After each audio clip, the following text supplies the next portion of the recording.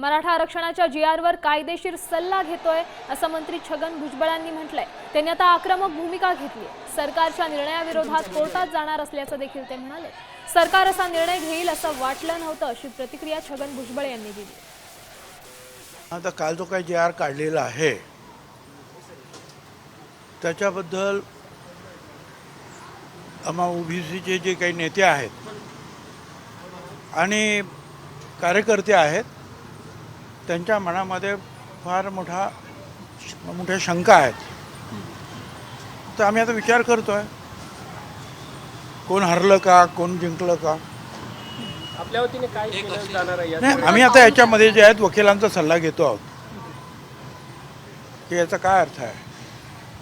कारण कुठल्याही जातीला उचलून दुसऱ्या जातीत टाकण्याचा अधिकार कुठल्याही सरकारला नाही। जात बदलता येत नाही ना। आपण या ठीक आहे। संदर्भात न्यायालयात जाणार आहात का? होय कायदेशीर होय।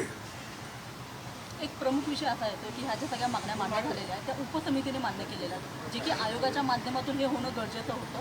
तुम्ही मला असं वाटतं काही लोक म्हणतात की हरकती मागवायला पाहिजे होत्या, काही लोक म्हणतात की ते यांना अधिकार आहे का।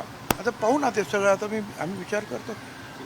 धन्यवाद। अशा पद्धतीचा काही निर्णय होईल असं आपल्याला अपेक्षित होतं का? अपेक्षा आम्हाला काय कुणालाच अपेक्षा नव्हती। आता isakal.com आहे देशातील नंबर 1 ची मराठी न्यूज वेबसाईट। प्रत्येक अपडेटसाठी isakal.com ला नक्की भेट द्या।